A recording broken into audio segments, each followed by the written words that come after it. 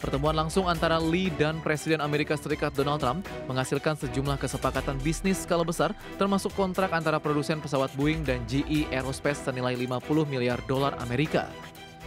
Kesepakatan tersebut menegaskan kelanjutan perjanjian dagang antara Amerika Serikat dengan Korea. Perjanjian tersebut juga menyebut Korea Selatan terkena pemberlakuan tarif resiprokal sebesar 15% oleh Amerika Serikat.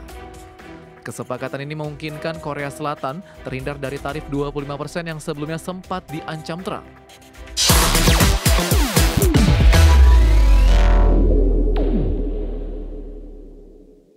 Pertemuan antara Presiden Korea Selatan Lee Jae-myung dan Presiden Amerika Serikat Donald Trump di Washington menghasilkan sejumlah kesepakatan. Ya, kesepakatan tersebut juga telah menjadi bagian dari perjanjian pemberlakuan tarif resiprokal 15% terhadap Korea Selatan. Presiden Korea Selatan Lee Jae-myung mengadakan kunjungan ke Amerika Serikat untuk pertama kalinya sejak dilantik pada 4 Juni 2025 lalu. Pertemuan langsung antara Lee dan Presiden Amerika Serikat Donald Trump menghasilkan sejumlah kesepakatan bisnis skala besar, termasuk kontrak antara produsen pesawat Boeing dan GE Aerospace senilai 50 miliar dolar Amerika. Kesepakatan tersebut menegaskan kelanjutan perjanjian dagang antara Amerika Serikat dengan Korea. Perjanjian tersebut juga menyebut Korea Selatan terkena pemberlakuan tarif resiprokal sebesar 15% oleh Amerika Serikat. Kesepakatan ini memungkinkan Korea Selatan terhindar dari tarif 25% yang sebelumnya sempat diancam Trump.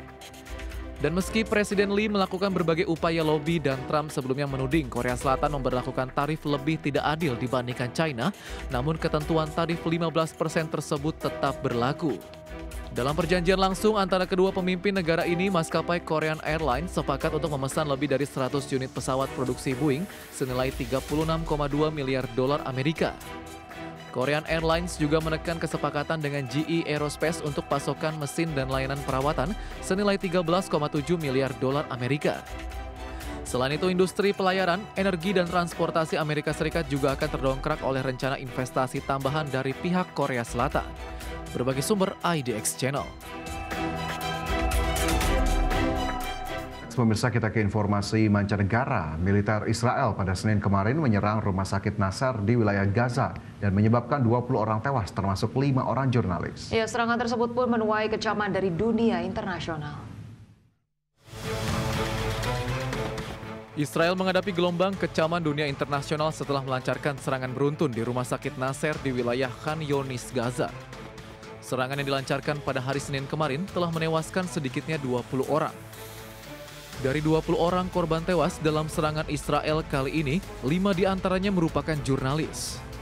Mereka adalah Hossam Al-Masri dari Reuters, Muhammad Salama dari Al Jazeera, Maryam Abu Dabka dari Associated Press, Moaz Abu Taha dari NBC Network, serta Ahmed Abu Aziz dari Quds Network. Selain itu, 15 pekerja kesehatan dan tanggap darurat serta warga sipil juga tewas dalam serangan itu. Manajemen Reuters pun membenarkan kabar tewasnya Masri. Kantor berita itu juga memohon pertolongan bagi jurnalis mereka yang cedera akibat serangan tersebut. Usai mendapat kecaman dari dunia internasional, militer Israel pada Senin petang waktu setempat akhirnya mengakui telah keliru menyerang rumah sakit Nasser. Militer Israel berdalih serangan itu menargetkan agen-agen kelompok Hamas. Kementerian Pertahanan Israel pun mengaku akan menyelidiki kesalahan prosedur dalam serangan tersebut dan menyangkal telah menargetkan warga sipil dan jurnalis dalam serangan ke rumah sakit Nasser. Berbagai sumber IDX Channel.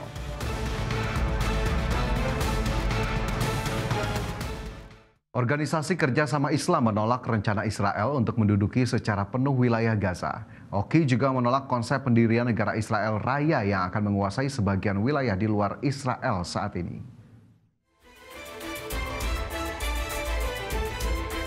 Organisasi Kerjasama Islam atau OKI menolak rencana Israel untuk menduduki secara penuh wilayah Gaza. OKI juga menyerukan tekanan dari dunia internasional terhadap Israel untuk menghentikan tindakan agresif terhadap warga Palestina. Dalam pernyataan akhir setelah pertemuan darurat tingkat menteri di Jeddah, Arab Saudi, OKI mengecam keras rencana Israel untuk memberlakukan pendudukan penuh dan kontrol militer atas jalur Gaza, serta menolak segala skema yang bertujuan untuk secara paksa mengusir warga Palestina. OKI menyatakan Israel bertanggung jawab penuh atas perang yang sedang berlangsung di Gaza. Israel juga dianggap bertanggung jawab atas pengabaian yang disengaja terhadap inisiatif perdamaian karena menolak proposal gencatan senjata terbaru untuk Gaza yang telah diterima Hamas. Oki menolak pernyataan Perdana Menteri Israel Benjamin Netanyahu mengenai Pemirsa, pemerintah China mengirim seorang negosiator perdagangan penting ke Amerika Serikat, di mana pengiriman ini menjadi langkah yang menandakan kembalinya interaksi antara China dan Amerika Serikat setelah sebelumnya sepakat melakukan gencatan dalam sengketa dagang. Di sisi lain, Wakil Menteri Perdagangan China Li Chengqiang ini dijadwalkan bertemu dengan perwakilan dagang Amerika Serikat, Jamieson Greer, serta pejabat Departemen Keuangan Amerika Serikat pada pekan ini. Sementara negosiator yang dikirim saat ini hanya akan bertemu dengan pejabat di level deputi di Amerika Serikat dan bukan dengan Greer maupun Menteri Keuangan Amerika Serikat Scott Bessent. Pihak Amerika Serikat ataupun pihak pemerintahnya ini menyebut negosiator yang dikirim China kali ini bukan bagian dari sesi perundingan formal. Namun Washington menyambut baik upaya Beijing untuk melanjutkan negosiasi terkait pemberlakuan tarif resiprokal.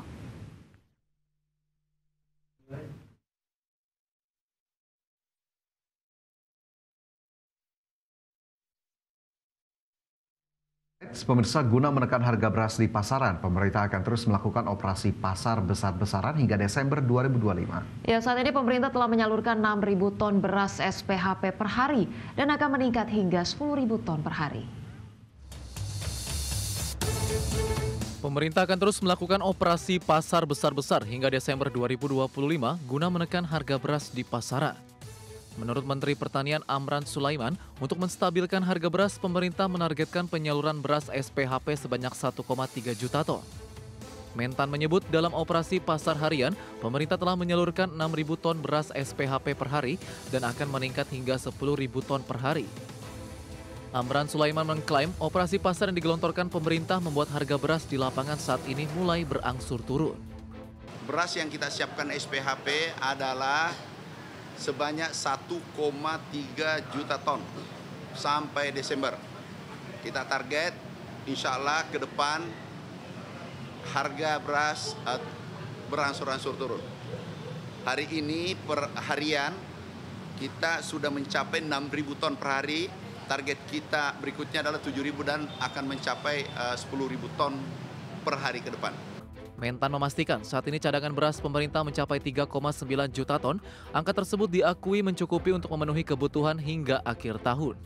Jakarta, Tim Liputan IDX Channel. Pemirsa, Menko Bidang Pangan Zulkifli Hasan mengaku gelaran operasi pasar untuk menyalurkan beras SPHP yang saat ini baru mencapai 6.000 ton per hari masih sangat rendah. Zulhas memastikan akan mendorong distribusi penyaluran beras SPHP hingga mencapai 30.000 ton per hari. Sehingga target 1,3 juta ton di akhir tahun bisa tercapai. Zulhas berharap penyaluran beras SPHP mampu menekan harga beras di pasar yang masih sangat tinggi. Kemudian SPHP yang 1,3 juta memang masih kecil. Satu hari rata-rata baru 6.000 ton ya. Target kita 30.000 ton satu hari. Sehingga dalam tempo 1-2 bulan bisa selesai, sehingga di mana-mana nanti pasar akan dibanjiri SPHP. Kalau ada kenaikan, otomatis kalau SPHP turun. Pemirsa, Guru Besar IPB Dwi Andreas Santosa memproyeksi pasokan beras nasional sepanjang tahun ini tidak akan lebih baik dari sebelumnya. Selain itu, tren kenaikan harga beras yang terjadi lantaran dari faktor produksi. Ia menjelaskan dengan proyeksi kenaikan produksi beras 2025 hanya 5% dari tahun lalu, maka stok beras beredar tahun ini hanya berkisar 33,9 juta ton. Dengan jumlah yang terbatas tersebut, maka wajar jika harga beras masih melambung. Ia meminta pemerintah menjalankan kebijakan pangan dengan tepat demi menghindari terjadinya harga beras yang tak terjangkau oleh masyarakat. Tapi tahun ini, kalau perhitungan saya yang betul, maka ketersediaan beras untuk konsumsi tahun ini terendah selama 3 tahun terakhir, menjadi hanya 33,9 juta ton. Dari mana itu angkanya? Dari produksi tahun ini 31,9 plus sisa tahun lalu 1,7 juta ton, plus impor yang dilakukan oleh swasta biasanya itu sekitar 300.000 sampai 500.000 ton di sekitar itu. Sehingga ketersediaan beras untuk konsumsi 33,9. Sehingga kalau perhitungan saya betul, maka pasti akan... Pemirsa, BPS mencatat tingkat harga beras saat ini sudah berada di titik yang mengkhawatirkan. Kenaikan harga beras terjadi di 200 kabupaten kota per 22 Agustus 2025. Badan Pusat Statistik melaporkan kenaikan harga beras di 200 kabupaten kota per 22 Agustus 2025. Kabupaten Intan Jaya, Papua mencatat harga beras premium tertinggi mencapai Rp60.000 per kilogram. BPS mencatat harga beras medium di zona 1 sampai dengan minggu ketiga Agustus naik 1,1% dibandingkan dengan Juli 2025. Dengan rata-rata mencapai Rp14.005 per kilogram, melampaui harga eceran tertinggi sebesar Rp12.500. Adapun di zona 2, harga rata-rata beras medium naik 1,40% dibandingkan Juli 2025 menjadi Rp14.872 per kilogram, melampaui HET Rp13.100. Dan harga beras medium di zona 3 naik 1,09% dibanding Juli 2025 dengan rata-rata Rp18.899 per kilogram atau di atas HET Rp13.500. BPS mencatat tingkat harga beras saat ini sudah berada di titik yang mengkhawatirkan. Jakarta, Tim Liputan IDX Channel.